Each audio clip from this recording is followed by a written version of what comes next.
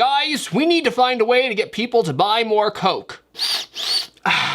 Why, just give them a sample and they'll be hooked. Bubba, you idiot, that hasn't worked for 3 years. Ever since that darn Herbert Hoover made us take cocaine out of our drinks, it's not as addicting as it used to be. You're telling me. Ooh, I have an idea. We can make a 6-story tall Coke bottle and place it in the middle of the desert. Why? So that when someone comes to find it, they'll be like, oh geez, there's a giant Coke bottle in the desert. I'm gonna go with a solid no on that one. I got an idea, sir. It'll just blow your mind.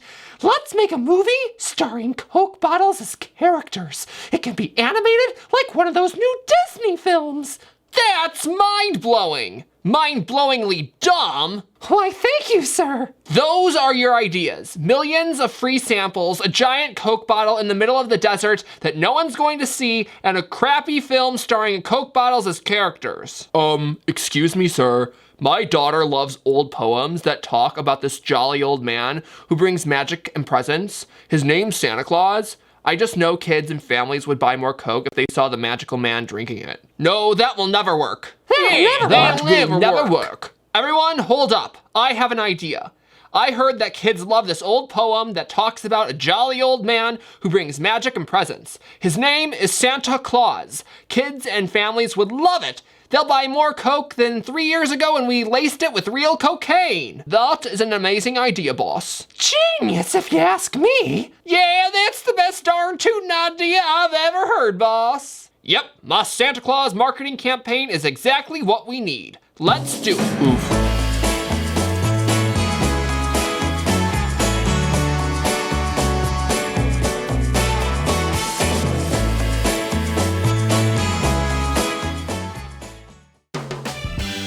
Christmas, the most wonderful time of the year.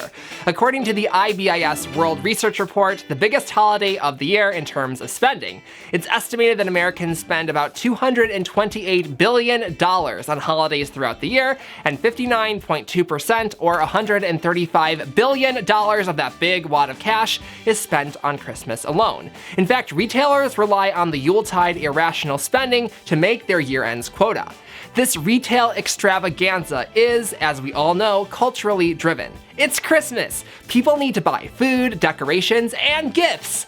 But if we look at the real roots of Christmas, as in deep down to the core of why we spend so much time making it special, we can see that this cultural experience of spending half of a month's salary on gifts that will likely just be kept and thrown under the bed actually bears no real correlation to either the birth of Jesus or the pagan holiday that used to be celebrated on December 25th. But when, and more importantly, why did we start turning what is supposedly a day of worship into a spending spree?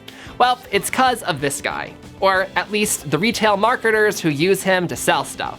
The image of this jolly red man has been permanently etched into the public's consciousness and has become the eternal cultural symbol for Christmas, nearly all over the world. But who is he? Where did he come from? And did he just slide down to the earth in his sleigh like a Christmas miracle? Or is he a piece of propaganda invented by greedy capitalist businessmen? And more importantly, was he ever a real person?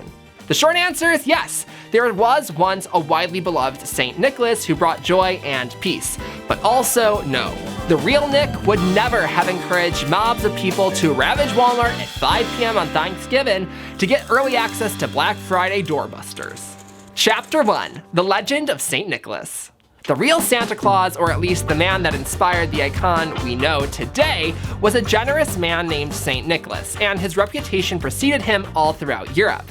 He was a gift-giving bishop that lived during the 4th century in the Lycian Greek town of Myra. The legend of his big heart dates way back centuries. The most popular St. Nicholas legend comes from a book named The Golden Legend, published by a Genoese churchman in 1260, that told the story of how St. Nicholas brought 3 bags of gold to a poor man's house in order to pay for the dowries of his 3 daughters so that they would not be sold into prostitution.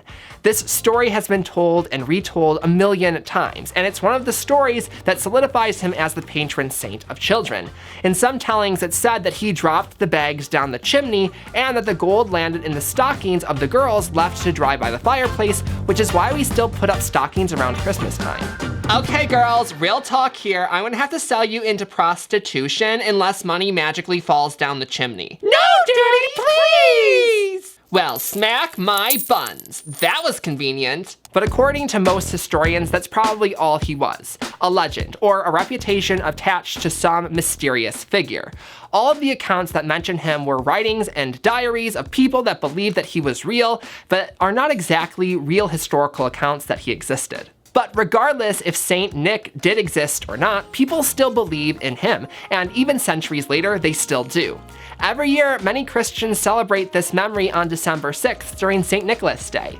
In the 16th and 17th century Europe, he was often depicted as handing out symbols of bountiful harvests like apples, nuts, and baked goods. And in the Netherlands, where he was known as the Santa Claus, on St. Nicholas Day, a person would dress up like him and go from house to house, giving out either a reward or a punishment to children depending on their work. Good students would get gifts similar to sacks of gold, like in the legend, and bad students would get coal. I probably would have gotten coal. So the traditions are definitely there. Putting up stockings, getting gifts if you're good, and the dreaded lump of coal. But how the heck did this become this?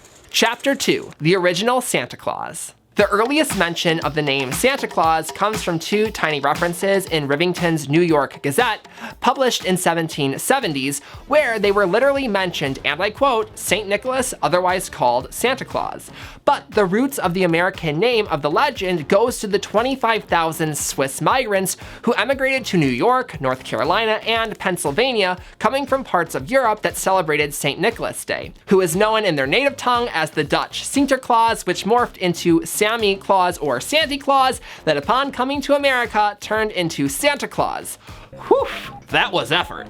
But the image of St. Nicholas coming down the chimney to drop off presents doesn't come until 1822 in the Clement Clarke Morris poem, A Visit from St. Nicholas. You know it, it's that famous poem that starts off with, "'Twas the night before Christmas." While he originally wrote it for his children, it went 1800s viral and is now considered largely responsible for the image of Santa looking like a jolly old elf with the big belly that flew from house to house in his sleigh pulled by 8 flying reindeer.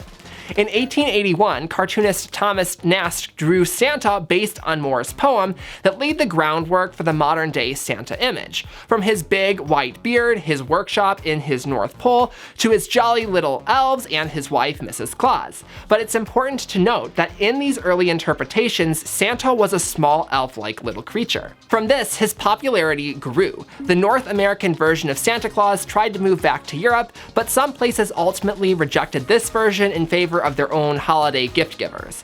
After World War II, even the Soviet Union tried to make their own version of Santa, except he was wearing blue and brought presents on New Year's. Needless to say, Santa had quite the reputation, but he was still depicted in many different ways, from a tall, fat man to a jolly little elf, but the universal image of Santa we know today is all thanks to good old Coca-Cola. Chapter 3, Santa Goes Commercial. In 1931, Coca-Cola commissioned Hayden Sundblom to paint Santa for Christmas advertisements. Sundblom established him as a warm, happy fellow with human features, almost like a jolly grandpa.